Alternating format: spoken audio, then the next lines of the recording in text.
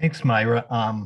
I'm going to keep my remarks very short right now because I'm really looking forward to what Katie has to say. And I love all the forums that Plymouth does. It's really an amazing variety of content. But I'm particularly pleased when the organization and speaker of the forum is someone that Plymouth has had a long relationship with. And so I really wanted to note that in my role as a drop-in member here this morning. Plymouth was involved was one of the congregations involved in founding Downtown Congregations to End Homelessness, now Align. And Plymouth has supported Align over the years through volunteer time, through contributions from the community fund, through leadership on the oversight board. And we've made our church available for volunteers to meet with some of the clients of Align who need rental assistance and some of the meetings. So this is not just a one-time conversation with Katie, but it's a long-term relationship that we're excited to be part of. And it brings us into conversation with other churches, mosques, and synagogues that are trying to do the same thing we are. And I like the way Align is leading us in seeking justice. So I want to introduce my friend and fellow Plymouth member, Katie Dillon. Good morning. Thank you so much, EJ. Thank you, Myra. Thanks for having me as part of the forum today. As they mentioned, there's been a long and rich history and partnership between Align, formerly DCH, and Plymouth. And I'm thrilled, of course, to be a part of kind of how that continues, both, because of my history with Plymouth and being a member here, as well as, my passion and commitment to the community. So really thrilled to be here. And I want to go through a brief presentation, but I really do want this to be a conversation with you all. My goal really is to be able to answer questions that you might have about whether it's about homelessness in our community or about Align itself or about the relationship between our organizations. I think that, one of the benefits of having some of these slightly smaller virtual settings is that we actually can have some really rich discussion. So as I said, I'm going to go through a presentation. I'm going to get that set up here. Just I appreciate your patience as I get this presented. And then we'll all cross our fingers that it works the way it's supposed to. All right. So I hope everybody can see that. I'm just going to ask EJ if you can nod your head if you can see the slides. Okay. All right, cool. So I'm just going to kind of go through a few of the kind of backdrop of homelessness and housing security in our city. We know that Minneapolis is not necessarily unique in the situation that we're in with folks experiencing homelessness. But at the same time, there are some really specific things that we can do to address the needs in our city. And so I am going to focus mainly on Minneapolis, but certainly we know that this problem goes beyond just our city. I'm going to try to advance my slides and we're going to see if it works. And it's not working.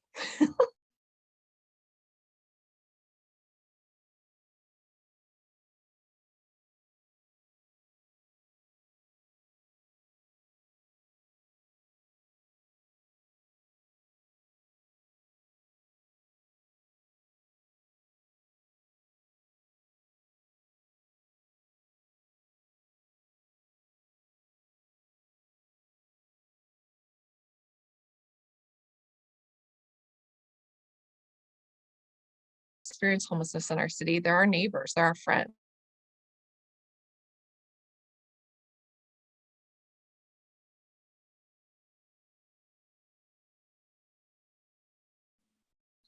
Did you guys lose me for a second? All right, I'm back. Let's try this again. Sorry about that. All right, so I'm just gonna back up to person-centered language. So we want to refer to people experiencing homelessness.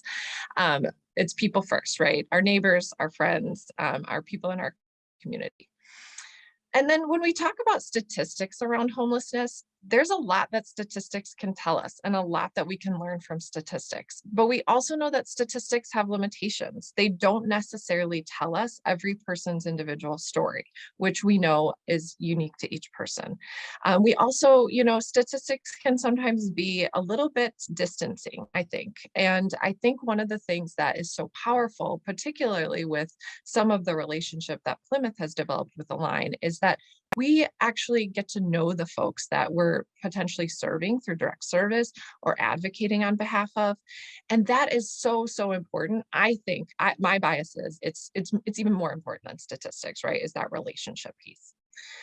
One of the other things that we know about homelessness is that it can be really visible. One of the interesting things that I've seen over the past handful of years is with the rise in encampments within our city, homelessness is really kind of become top of mind for.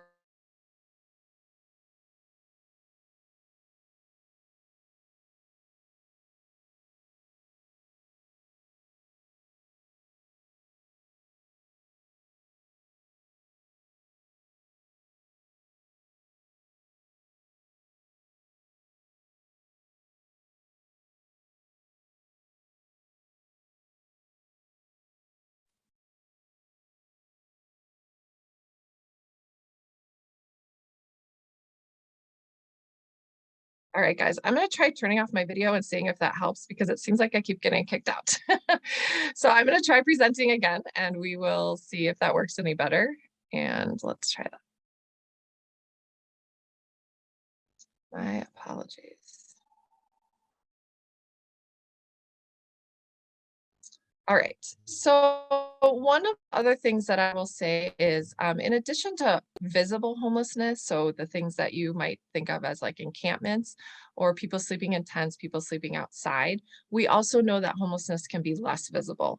So somebody who might not have a home of their own, they might be doubled up with someone. They might be couch hopping. They might be staying with friends and family for short periods of time, or maybe they'll say, "Hey, can I throw you $10 and I can stay here for a week?" And so those folks are considered to be experiencing homelessness because they don't have a place of their own. They don't have a key of their own. They don't have the same protections as you might have if you're a homeowner or a renter. But that's much less visible, right? And we know that those people do make up a significant portion of the folks experiencing homelessness in our cities. We also know that there's a lot of power in personal stories, and we know that it can be so touching and motivating to hear personal stories. But we also know that we cannot tell other people's stories without their permission. You'll hear AJ and I probably refer to folks that we might know in the community and use general examples of people's experience, but we don't want to tell stories that are not our own without the express permission of those people first. And that's really, really important because sometimes if somebody might be experiencing homelessness, their story and their identity might be one of the only things that they feel like they have and they have control over. The other thing that I want to really mention that you'll hear me talking a lot about lived experience of homelessness. This is something that is absolutely central to our work at Align Minneapolis. We want to center the voices of people with lived experience of homelessness. We know that their experience of homelessness is what's going to help us understand how to move forward, how to be advocating, how to be coming up with solutions. It's not up to those of us who have not experienced homelessness to tell people what they need, right? So we want to lift up their stories. We want to learn from stories. We want to hear from folks, and we want to then think about like how does that inform the work that we do? All right.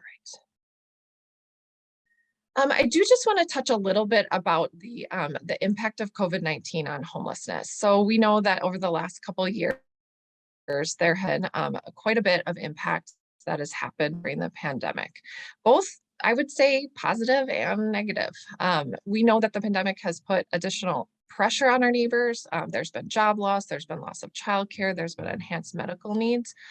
We also know that the pandemic has shown us that there's a lot of creative solutions out there that have actually helped and provided some additional resources that we didn't necessarily think of before or we didn't necessarily have the motivation to do before. So things like funding that has come in during the pandemic that has provided provided so that shelters can be open 24/7 rather than shelter, and then they have to leave by 6 a.m.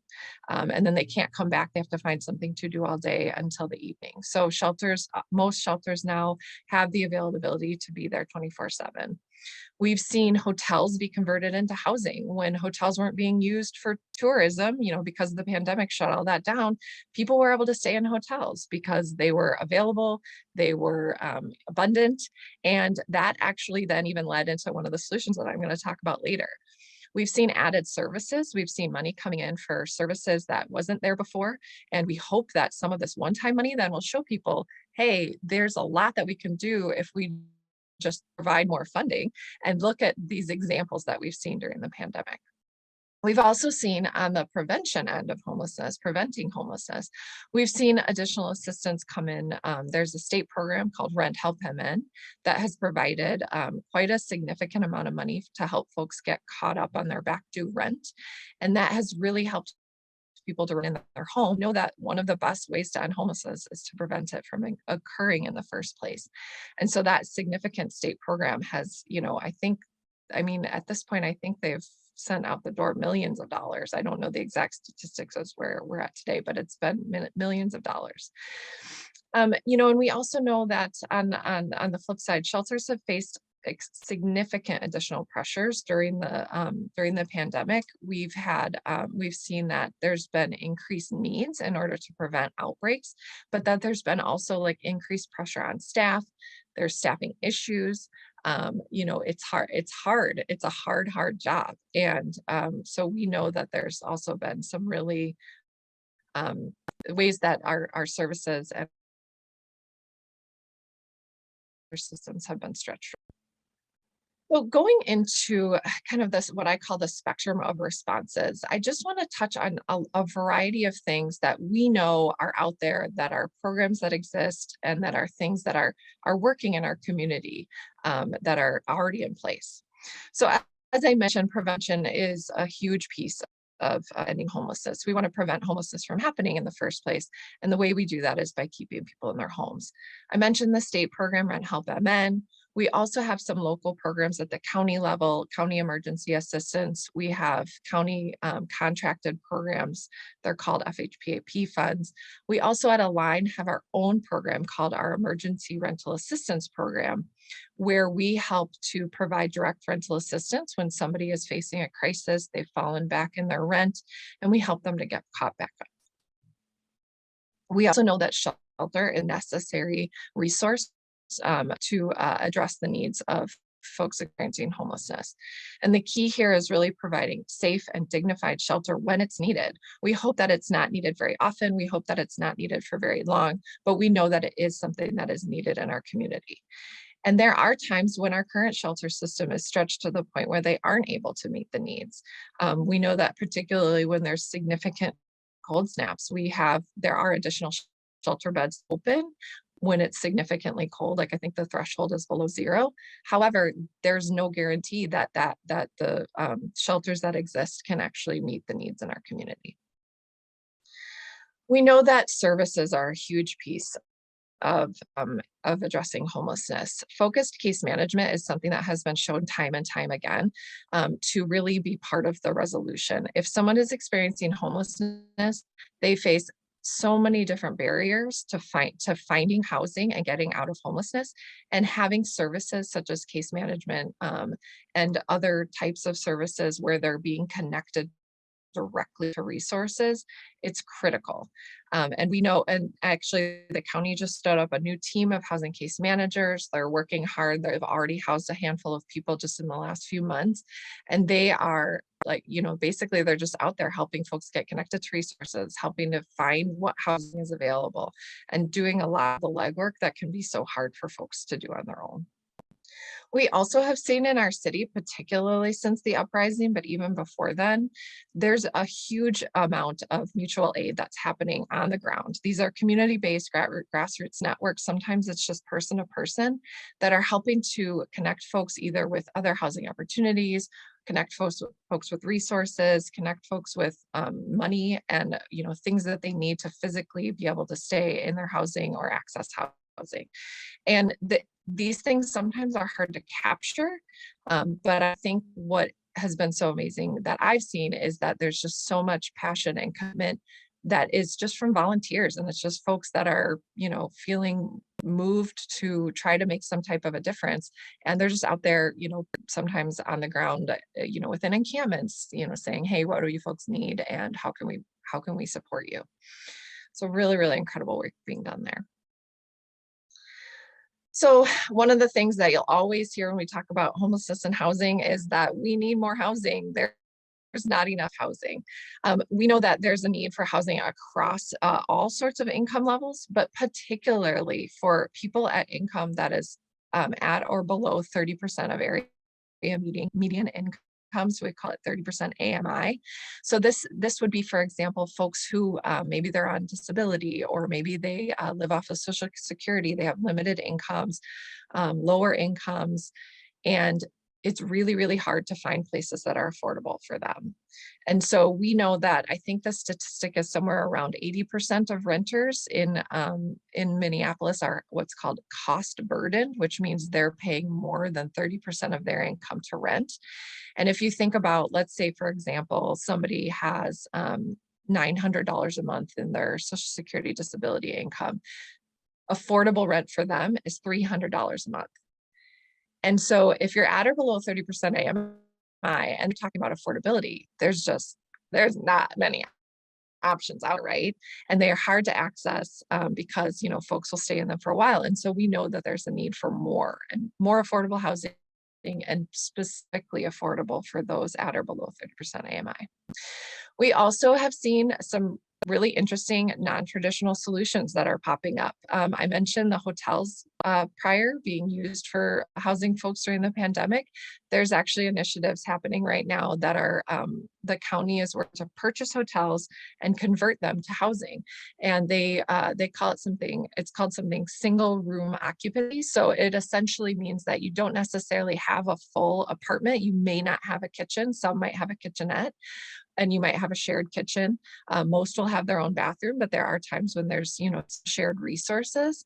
But it can, because it's smaller and because it doesn't necessarily have the full amenities, it can be much, much more affordable. And so the goals of these hotels that are being converted to housing is to rent them somewhere in the $300 to $400 a month range. So again, meeting a need for a really, really affordable housing.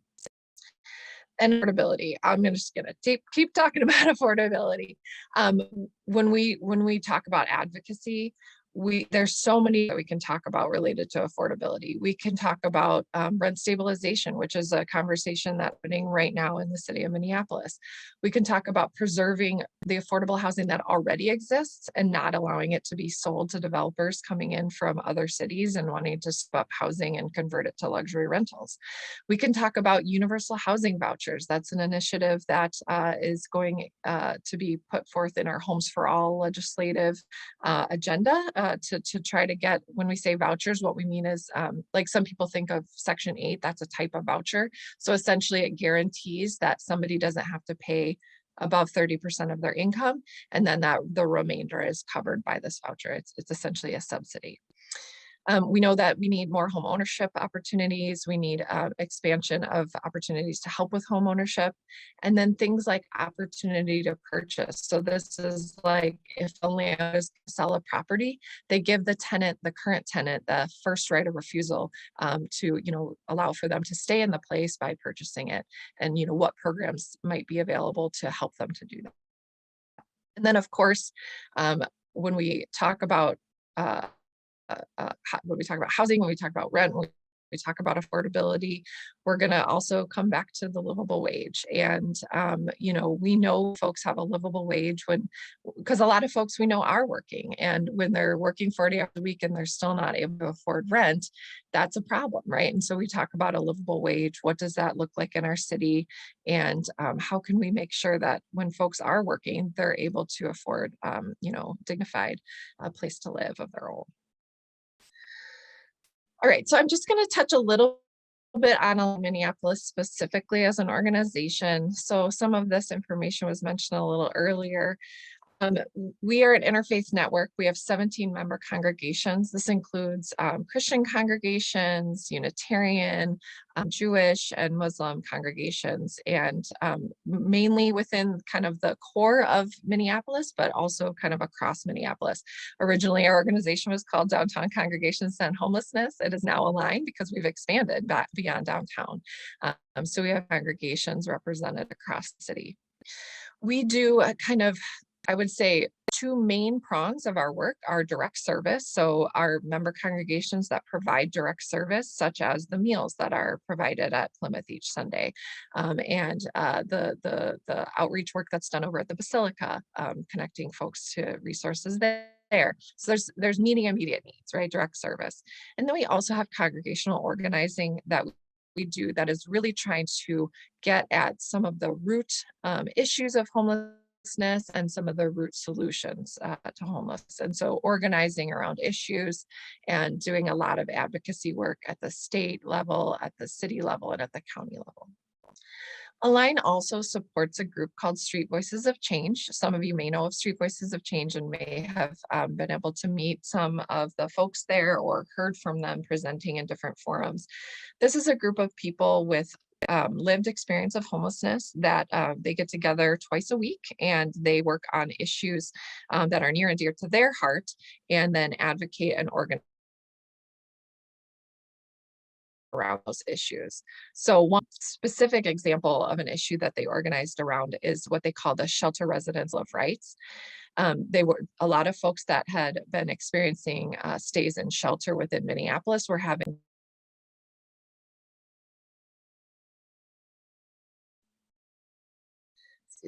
a lot of folks were staying in shelters, facing a variety of issues, and we're seeing that the conditions in shelter were not what they would consider to be safe and dignified. And so the group created what they call the Shelter Residents Bill of Rights and organized and worked with the Hennepin County system and Hennepin County commissioners to actually get it implemented within the Hennepin County system. And then that has actually now gone to the state level. There's a statewide task force on shelter that is now tasked with what does safe, dignified shelter standards look like across the state and what's the appropriate oversight for that. So really, really powerful work, really impactful for folks who are experiencing homelessness. Another big part of what we do at Align is our emergency rental assistance program. I mentioned this earlier, kind of on the prevention end of preventing homelessness. And I just want to share a few statistics from our 2021 year that we just wrapped up. We served 64 households. That includes 25 households that were families with minor children and 39 households that were adult only or single adults. We provided a total amount of assistance of almost $150,000, and the average amount per household was just over $2,000. And so you can see that, even just a few $1,000s really made the difference between somebody potentially losing their home after facing some type of crisis. But even just that, what I would say for some of us might be a, kind of a small amount. It doesn't seem like that much money, but it really makes a world of difference for folks who are trying to stay in their home. So that's just a little bit about Align. So I do want to open it up now to Q&A. And I am going to stop sharing my screen. Whoops. I will try to turn on my video. And if it stops working again, then I will turn off my video.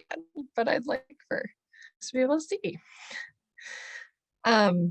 So have any questions popped up in the Q&A, or does anybody want to raise their hand and ask some questions? Otherwise, EJ and I might just kind of have some questions prepared to chat about. Let me start with one, Katie, and then hopefully we'll hear from some of our audience. We're talking about some of the barriers people who are experiencing homelessness face, and I wanted to get specific about some of those, or maybe we could talk about some of those, and particularly the systemic barriers that they face to getting housed again. So what are your thoughts on that? Yeah, so I mean, there's so many different barriers, but just to kind of name a few. So we know that that that affordability is a barrier, right? I've talked a lot about that, and particularly for folks who are on limited or low incomes. So one example I like to share is if somebody is on government assistance that's called MFIP, so that's assistance for families, their income might only be $500, maybe $600 a month. And again, if you do the math, what would be affordable for a $600 a month income is $200. So does anybody know of a place that someone could rent, with maybe a child or two for $200 a month? That's, it's simple math. And unfortunately, there's just a lot of limitations like that. So that's one barrier that we know of. We also know that things that are on people's background can be a real barrier. So this might be something like criminal history. I don't know about all of y'all, but I sometimes didn't make the best choices when I was 18 years old. Luckily, I have enough, privilege that I didn't necessarily get into the same level of trouble as other people might have at 18 years old. Fast forward 20 years, you might have something on your background that's going to prevent you from renting a place, even though, maybe you're not getting into the same level of trouble, and, you've learned a lot, and maybe aren't doing the same things you did in your youth. So that's and then also in terms of background, we know that sometimes eviction history can be a real barrier. So landlords are hesitant to rent if you've had a previous eviction, and those things can stay on your record for a while until you take the time to I think it's after like 10 years you can work to get it expunged. And so that's a double whammy, because often when you're evicted, that puts you in a situation where you're facing homelessness, sleeping in your car, sleeping on a friend's couch, and it makes it very difficult to get rehoused again, because landlords do look at that history, or at least traditionally have. Yeah. Other barriers that we see, sometimes well, and this is where sometimes the housing case managers can come in really and be really helpful, is if, like, let's say you have experienced marginalization and you have experienced shelter, and it's really impacting your mental health, and it's really, you're kind of in a really down spot. Things like calling around and seeing if places are taking applications, and then going through an application and potentially paying an application fee and going to look at places, all those things. I mean, it can be a really, really heavy lift for someone who's just trying to make it through the day. And so, I sometimes find like tasks like that really tough, and I'm not in a position where I'm having to just survive each day. And so even some things that are just like going through those steps can be a real barrier. I mean, if you don't have a phone, how are you going to call around, to see if places are available to rent?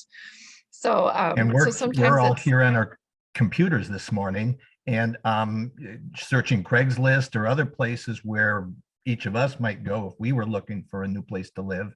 It is really hard without that, and without that ability and that sense of how to navigate through the system, through the computer system, even, which we take for granted. Exactly. Other things I've seen is a lot of landlords require security deposits. I think those of us who are renting now, or who have rented in the past, probably all of us have had to put down a security deposit, and often first month's rent before you start. And who has the savings, particularly if you are experiencing homelessness? It's kind of logical that you don't have $1,000, $1,500 in the bank to put down as a security deposit and first month's rent. Or if you were evicted, your landlord might be holding on to your old security deposit, so you don't have the security deposit to turn around like some of us do when we move from one apartment to another one. So that's another challenge. Mm-hmm. By the way, I'm seeing some questions. I don't know if you can see them as well. I'm happy to read them, unless you'd prefer EJ or Katie to read them yourselves. It's up to you. Sure. I can start reading through them, and maybe EJ, you and I can kind of tag team to answer. So first question: could Plymouth build affordable housing on the parking lot north of our building, or work with Beacon to build it? And how many units of affordable housing is Minneapolis short? So I would say, why not, right? Like, that is a conversation that Plymouth should have. is that an option for us? Is that something that we want to do that helps us live into our values, is using our physical space to be able to provide housing? I've seen a couple of churches in our local area doing things similar. So Calvary Church at 39th in Chicago has just sold their building to a developer to do affordable housing. St. Olaf downtown has sold what they call the airspace above their parking lot to put up housing. And so that's definitely something that's happening out there. When we have physical assets, how can we use them to really be part of the answer? And then in terms of how many units we need, I don't actually know the answer to that. The how many units of affordable housing is Minneapolis short? I know it's not insignificant, and the need is going to continue to grow, but I don't know the actual number of units. I don't know, EJ, do you have any insight into number of units of affordable housing that we need?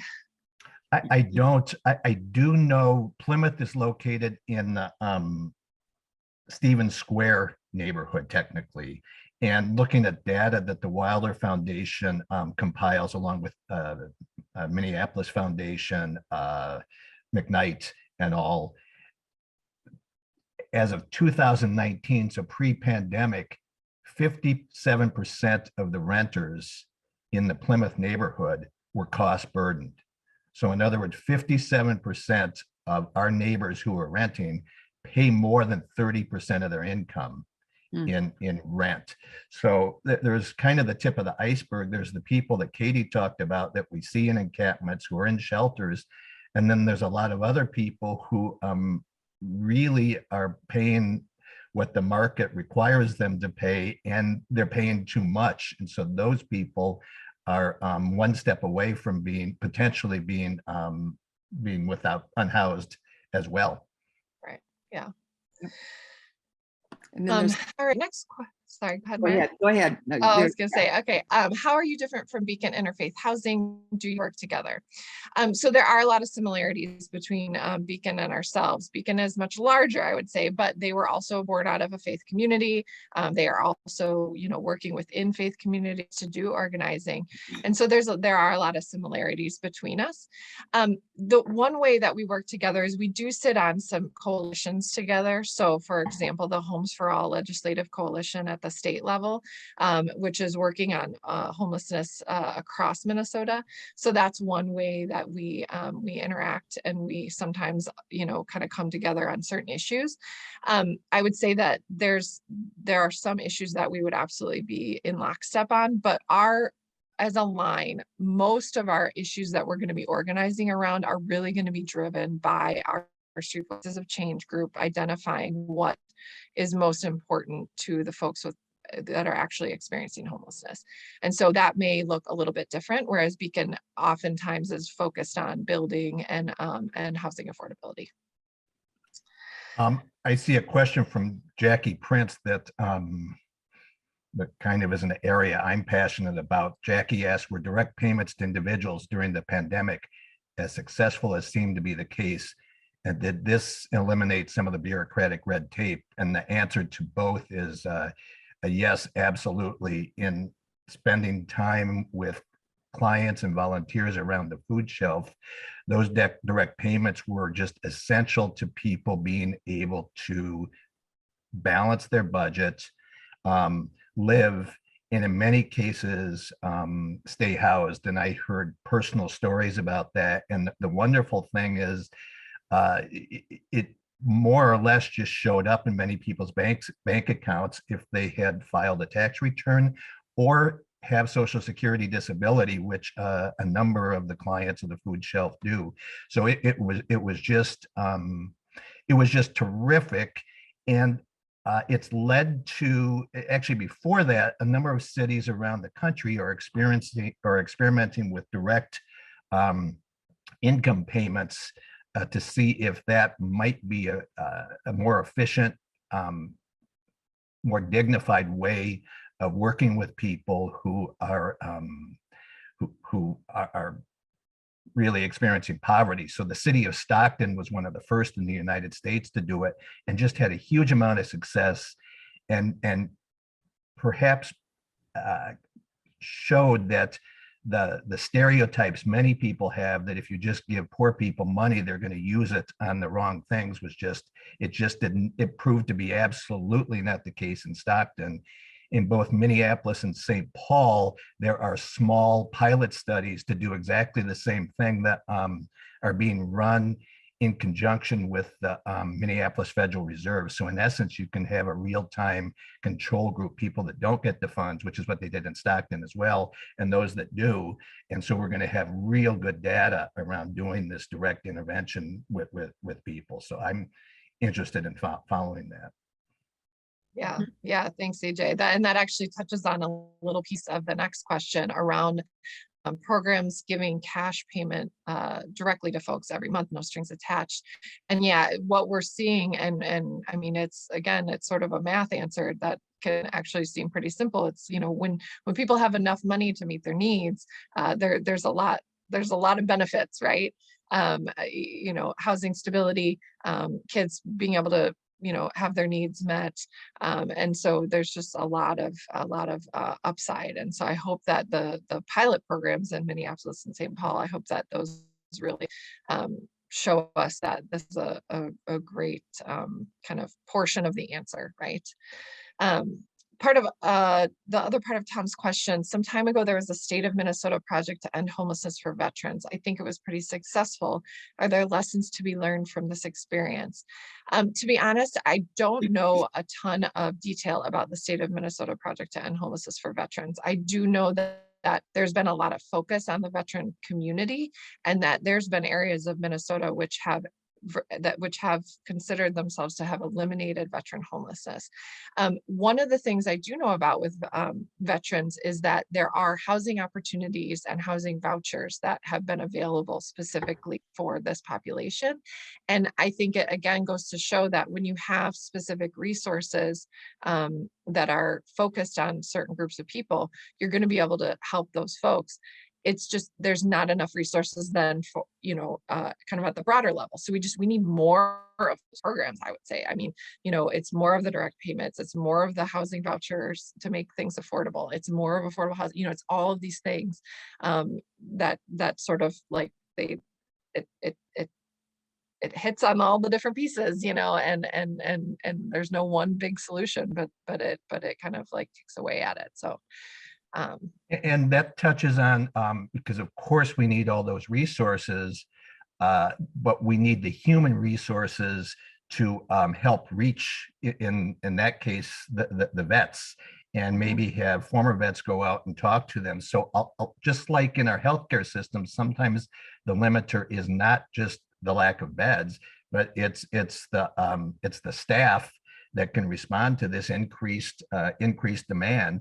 And even as we keep our shelters open 24 hours a day, 7 days a week, which is a terrific improvement, you need more people to be there to do that. And these navigators, Dawn asks about resource navigators, but it's just a shortage of people. So we bricks and mortar is important, vouchers are important, but then we also need people that help others navigate the system. Katie talked before about some of the barriers, and you need someone that can help work through applications, which can be long and difficult, the computer searches, drive you out to, if you don't have any transportation and you live in downtown Minneapolis and your the project is in Bloomington, maybe drive you there, because it's tough to get to Bloomington for one, to talk to someone in the morning, and then Brooklyn Park in the afternoon. It's just, so you need those little things make a difference. Yeah, for sure. Next question, Elizabeth Glidden referred to the criminalization of poverty. Is the city council or maybe some other entity doing anything to address this? So I would say this is a really powerful and important question, and one that I think we need to really have a reckoning with in our city. We were actually just talking about this recently at the Street Voices of Change group, because I think generally, I don't want to say it's every single person all the time, but generally there is a sense that particularly folks experiencing homelessness are over criminalized, are over policed, are can be brutalized, can be abused by the system. And it can look different for different people, but I think the overall sense is that there's such a lack of protection and a lack of feeling of being valued as a human and human dignity when folks are out there, if they, so for example, criminalization of poverty, if you don't have a place to sleep and you're sleeping on a bench, and then law enforcement officer comes and, tells you to leave, and maybe you don't really have anywhere else to go. And so maybe you get a ticket or arrested for, whatever it may be. Whereas if you had your own home to go to and could go, into your home to lay down to sleep, no one's going to bother you.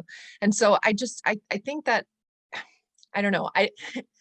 I don't know that I have the answer, but I know that it's a concern that's out there. And I do think that the city council needs to be working on it. I think the mayor needs to be working on it. I think the law enforcement needs to be working on it. I think that there's some movement happening in terms of trying to shift somewhat more into like public safety responses that might include people like social workers or folks that can connect people to resources rather than just a pure law enforcement response. I think that's moving in the right direction. We know that there's a lot of work to be done in this area, and some of it needs to happen at a leadership level, and some of it needs to happen at a training level. And so, I mean, there's just at every level, really, for sure. So I don't know that there's anything as clear as I would like to be addressing this. But one thing I'll say, our own Reverend Davis, Dwayne, he's on the new commission that the mayor put together around public safety. And so, maybe it's a conversation with him and making sure that he and that group are really understanding that there's a pretty negative impact for folks who are on the ground, and that's something that they need to be working into their whatever solution. Let me add two things, and then I see that Dawn and John's questions coming up really relate to some of the same things, so maybe we could address that. Much of the funding for housing solutions, so Katie mentioned these hotels or motels, like resource navigators. Yeah, so much of the funding for this comes from Hennepin County. So Minneapolis and so that the motels that are being purchased are by Hennepin County. So the funds addressing this, a lot of it comes from Hennepin County. One small but important thing that the city council did about 1.5 years ago, and we haven't seen how well it works yet, is they enacted a new tenant screening ordinance that was intended to protect applicants from being excluded, at least to some degree, because of their criminal background history, their credit scores, if they have an eviction in their record, and even keep them from being abused by being charged too much security deposit because of who they are. Katie, why don't you go ahead on the Dawn and John's question? Sure. Yeah. So connecting to resources, navigating things like that. I would say hard to know how that will look right now, but I think that's something that, as hopefully we get into maybe more of like a waning of pandemic time. Oh, hold on.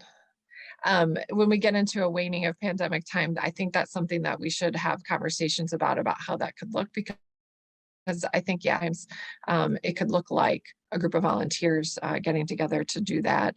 Maybe there's like a set time and place when we could do that together, that folks, know they start to know how to access that.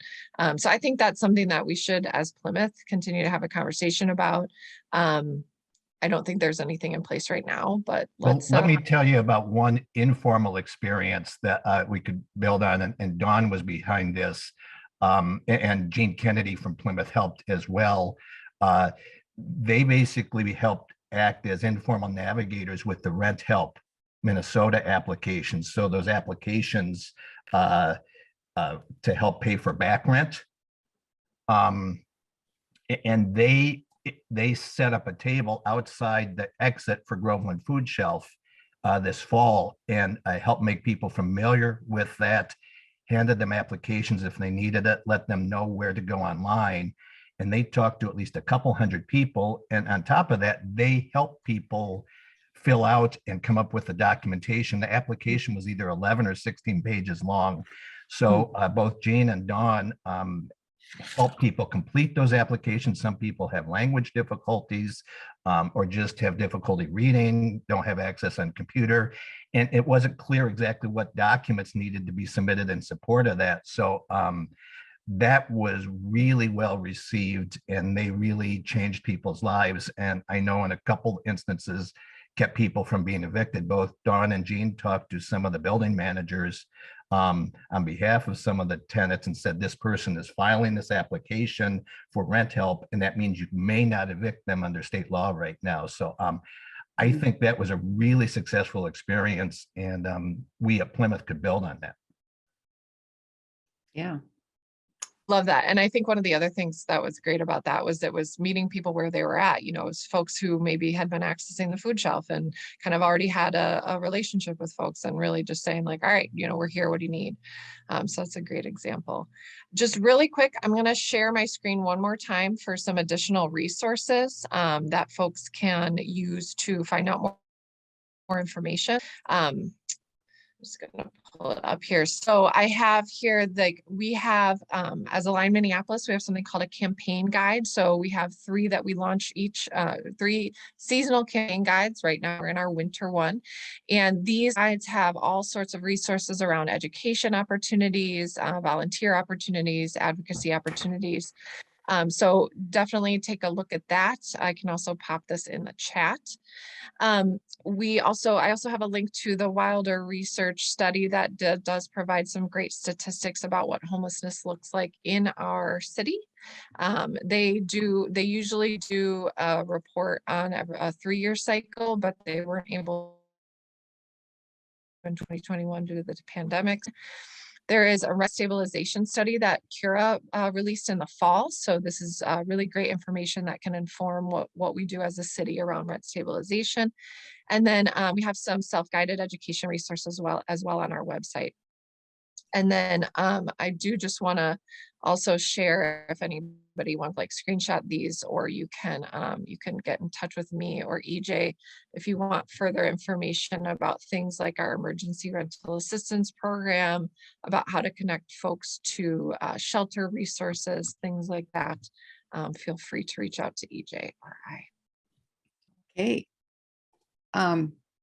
Thanks. I think we need to end, but that was very informative. Am I being heard now? Can you hear me? Yes. Yeah. Thanks. Okay, good. My picture went away, but that's okay. Anyway, this is Myra. Oh, there I am. Okay. So thank you. Thank you very much, Katie and EJ. What a lot of good information. Wow. So onward, forward, we can get involved. Once again, I want to pitch this has been a great relationship between Plymouth and Align over the years. And